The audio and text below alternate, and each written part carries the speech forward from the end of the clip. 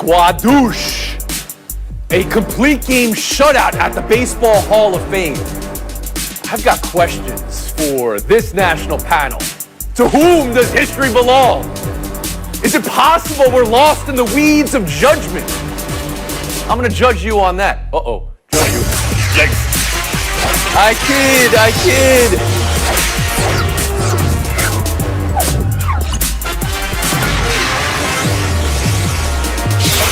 For context, the Hall of Fame has had 0 electees before 2013, when the steroids question was first front and center. Also 1996, 1971, about a half a dozen other years. Here are the final results. Curt Schilling, 16 votes short. Barry Bonds, Roger Clemens behind him. We'll get to Schilling's letter and him trying to pull himself off the ballot going forward, but writers trying to deny him that opportunity in a second. Last, here is the so-called morality clause the 401 Hall voters, Baseball Writers of America, abide by. Voting shall be based upon the player's record, playing ability, integrity, sportsmanship, character, and contributions to the team. Bob Ryan, happy to have you here today. You are a Hall of Fame voter for baseball. Around the horn to you, is 0 a satisfactory result this year? And what did the Hall of Fame just do? It's an unsatisfactory result. It's an unfortunate result. It was very well predicted. And the reason it was predicted is that this ballot lacked a first ballot shoe-in newcomer, A, and B, 2 other categories. Messrs. Bonds and Clemens, for well-known reasons, have fallen short despite their incredible accomplishments. And then a succession of, we call borderline candidates, really fine players, but not overwhelmingly obvious to enough people. And so the final result was not shocking at all. But to put a point on it, the result is Bonds and Clemens, and we'll deal with Schilling in a second, not getting in because of performance enhancement drugs in their career, allegedly, and in their generation, I think is what I want to say here. So when you read that there is a morality clause and you read character integrity, let me ask you, what does that mean to you? And do you think it means the same to every voter? No, it doesn't. Everyone is free to interpret it as he or she wishes. In my case, it's about playing the quote right way. Isn't that a problem, Bob? The evidence. Sorry to interrupt. Isn't that a problem that voters have a different definition of the word integrity or what the morality and the right way to play the game is?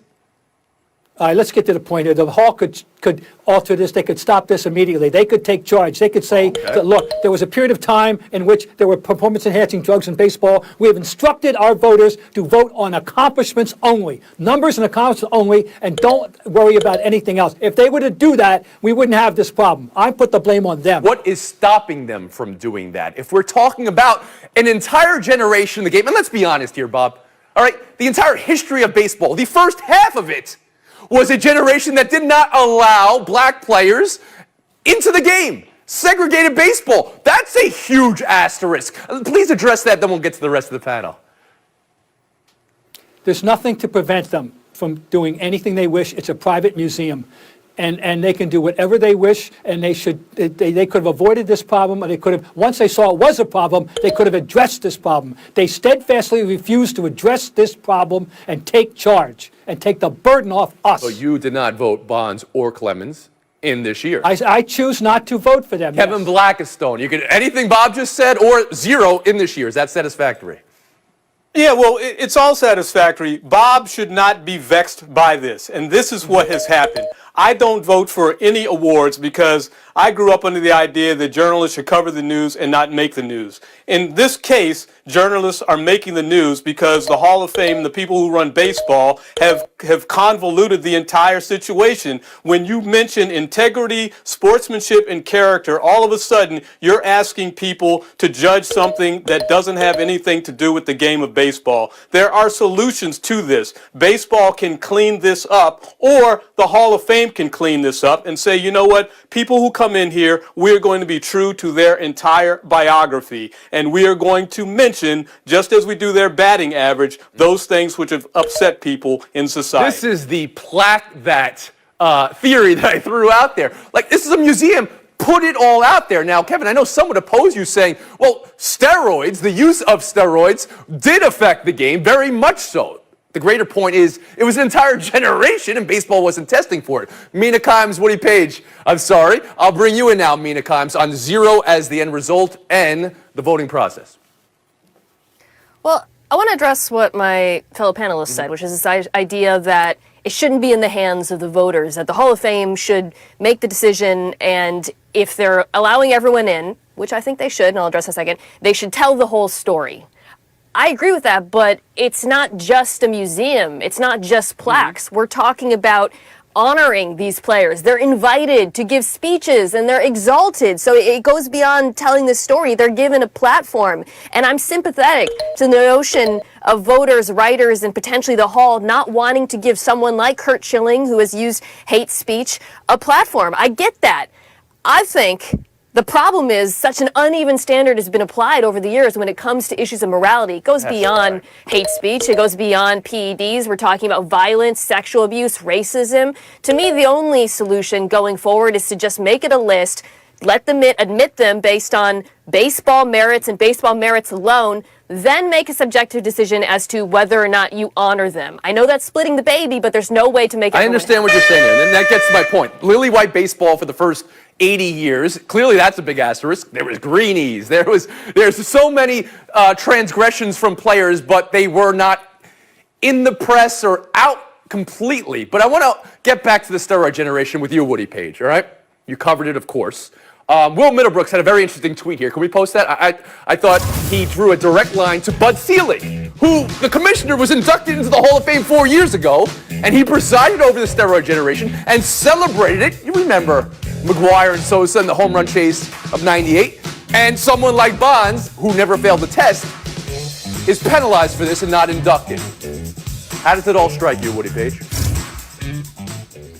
I find some of this odd, curious, and even funny, if you want to think about it, that I think Will Middlebrooks is absolutely right. I talked to the ex-commissioner a few months ago and asked him about that. He had his head in the sand, just as baseball did, throughout steroids. I include myself. I was going around chasing those players, McGuire and Sosa, and celebrating it, so I'm to blame. That's why, as a former member of the Hall of Fame in football, Hall of Fame baseball, basketball, Heisman Trophy, I quit all of them like Kevin, because I thought, I don't know what I should be doing, because I switched and I was voting for steroid era losers that belong in the Hall of Fame. But I would say this, that the Baseball Hall of Fame is based on a fraud to begin with. That's what always made me laugh. What do you mean by that? Abner Doubleday didn't invent baseball. Well, Abner Doubleday didn't invent baseball, and that's what the whole reason the Baseball Hall of Fame exists for. So it was a fraud. It's been a fraud. 80 years you talked about. There are so many players that have done so many things wrong, and yet we as sports writers were supposed to decide when we have character problems ourselves whether the players going into the Hall of Fame have character problems. Makes no sense. Let the former Hall of Famers in all sports decide. There are enough of them, and they followed the game. Bob, that Middlebrooks tweet, you remember Will Middlebrooks, who played for the Red Sox for a good chunk of time, to acknowledge that, well, Bud Selig's now in the Hall of Fame, and someone like Barry Bonds, who never failed a test, is not. On the surface, it sounds like a very logical way of looking at it. I do think it's somewhat simplistic, and it doesn't really address the situation fully. And as far as Bonds is concerned, he failed the #1 test, which was the eye test. But that's his argument. We don't know who knew what when exactly. That's a fact. Precisely. We don't know. Woody's right. I'm with Woody. I covered that 98 final weekend, and I rhapsodized how great it was, blah, blah, blah. And it never entered my head that there was anything wrong with it. How could a sports writer know all? How could they know everything?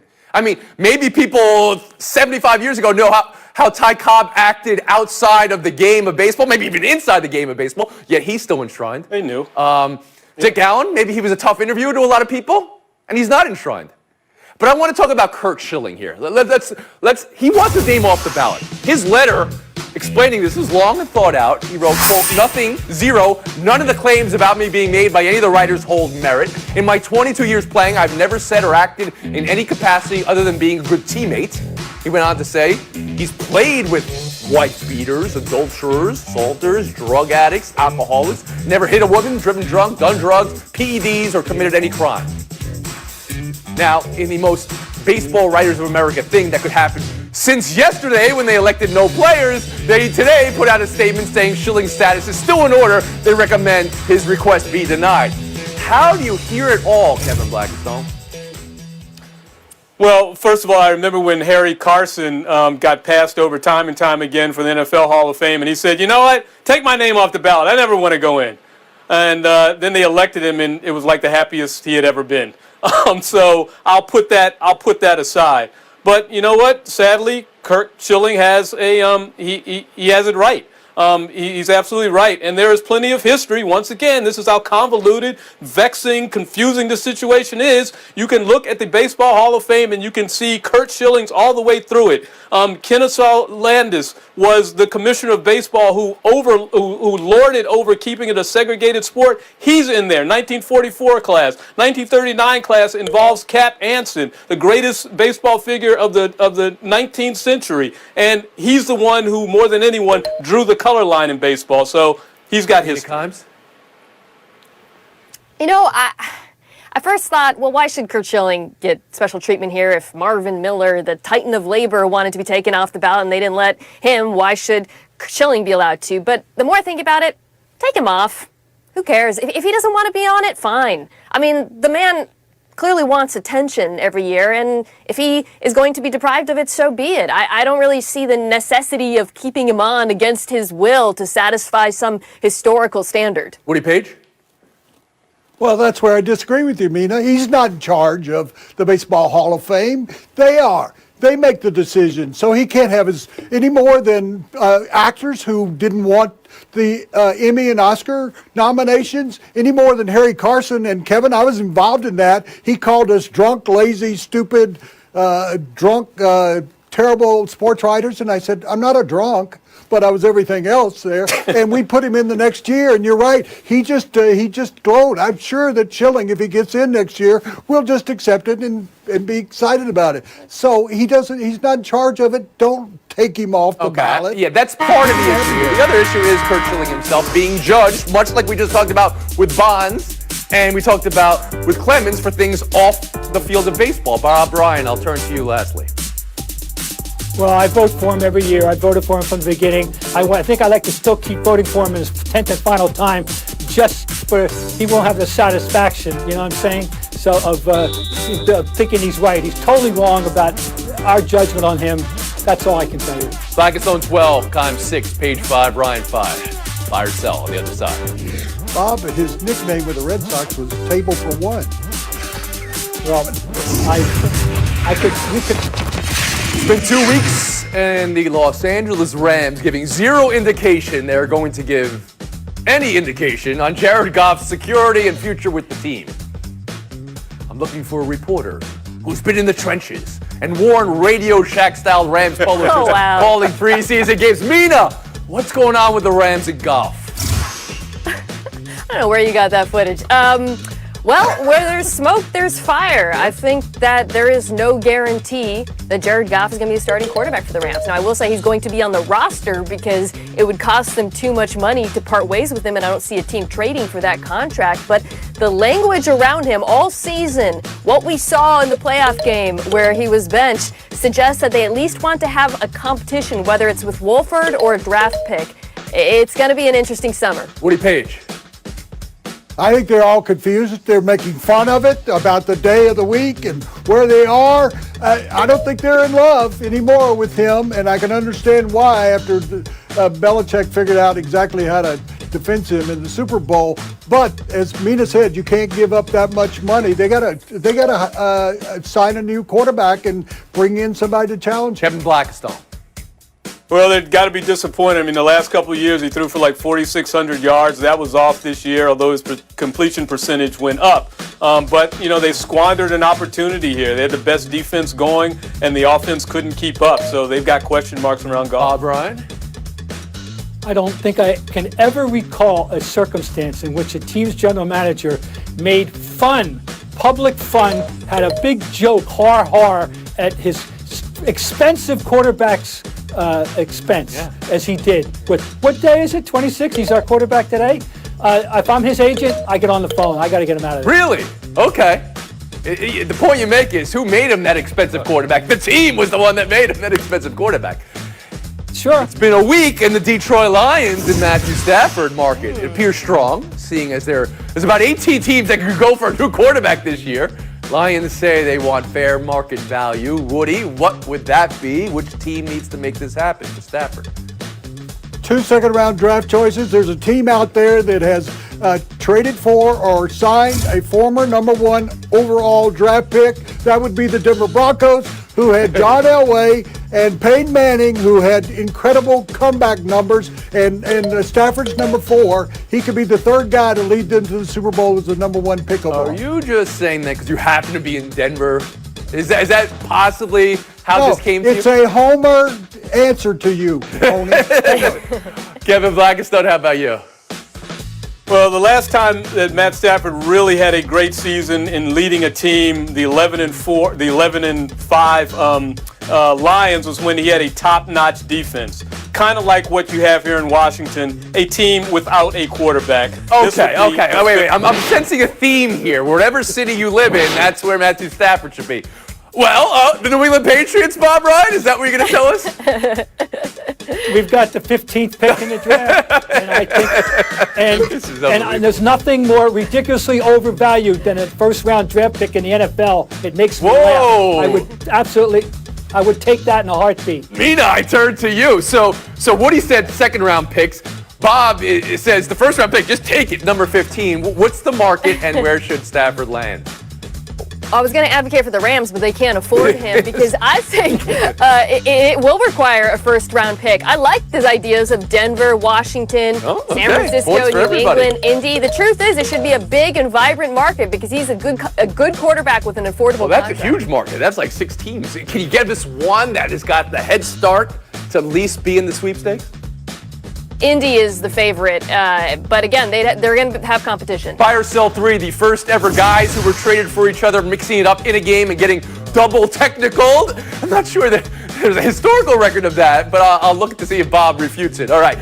Downtrodden Bradley Beal in this one as well. Wizards trotting down when they play, which is not often. They lose, Kevin Blackistone. What was that with Wall and Westbrook, and what's going on with Bradley Beal? Well, I don't know what that was with Wall and Westbrook. I mean, they're both out of the situations they wanted to get out of, so they should be happy. Brad Beal, just a couple years ago, you had a chance to leave. You signed a $72 million extension that keeps you out of the extravaganza in 2021 for free agents. Be happy, wait your moment. You say be happy, but did that look like a happy gentleman right there, Kevin? Do you believe he's regretting? And I understand it. The team is falling apart around him. But you know what? You made Bob this Ryan? bet. You got in it. John Wall went on a little rant after the game in which he was saying that it was basically a revenge game. He didn't like the way he was treated in Washington. So I'm thinking that he just took an opportunity on a little run in the game to go off, and that the Russell Westbrook was the collateral damage in this little rant. Mina Kimes? He's right. From a basketball perspective, I want Bradley Beal out of there. He's leading the league in scoring. 6th player in the history of the NBA to score at least 25 points in his first 12 games. And yes, I just dropped that stat to troll Bob Ryan. Well, I don't think it's the first to score 35 points in his first 12 games. Woody Page, how about you? Yeah, I want to concentrate on Bill, too. He looked like a guy saying, what in the hell am I doing here? Oh, with he these signed. Guys? Yeah, I want out of here. And so I'll blame it all on James Harden. He's the one who's responsible. All right, we're going to short Woody Page and Bob Ryan here. I'm going to say GameStop to Woody Page and Bob Ryan here. Mina Kimes, Kevin Blackistone. Showdown in 2 minutes. A stonking story here on Super Bowl jerseys. Tampa, the home team, choosing their whites. Kansas City in red. Advantage who, Mina Kimes? So at first I thought this was a miscalculation because Mahomes just won in red, but Brady's 4-1 in white. So this is classic Tom Brady trying to get an advantage, the usual. Kevin Blackistone. Well, you're absolutely right, but it's even better than that, Mina. 12 of the last 16 victors in the Super Bowl have worn the white jerseys. That's what you got to go for if you want to have the gods on your side a little bit in the Super Bowl. white jerseys. Oh, you were so close to having the stat, but you missed it, Kevin Blackstone. It's 13, not 12. Rita Kimes then takes the FaceTime. Want to take a moment today to talk about Chad Wheeler, NFL offensive lineman who was arrested over the weekend for domestic violence. The allegations, the images are graphic and disturbing. Wheeler was not on a team. His last employer, the Seahawks, did issue a statement condemning domestic violence, providing resources for mental health, which is also a facet here. The next step is for the NFL likely to investigate and probably suspend. I imagine he will not be re-signed because of his status as a backup in the league. And that's what I want to talk about just for a second, his status. His status is, frankly, a big part of the reason why this story was undercovered, which is unfortunate. It's also why he's probably not going to get another job. If he was a star, I suspect he would. That's unfortunate as well. This is a tragic story all around, and the focus should be on the alleged victim, the woman. We should be talking about her talking about violence towards women, in particular black women, as the case here. We don't do it enough, and my hope is that we start paying more attention to stories like this. Thank you very much for that. Here. On behalf of all of us.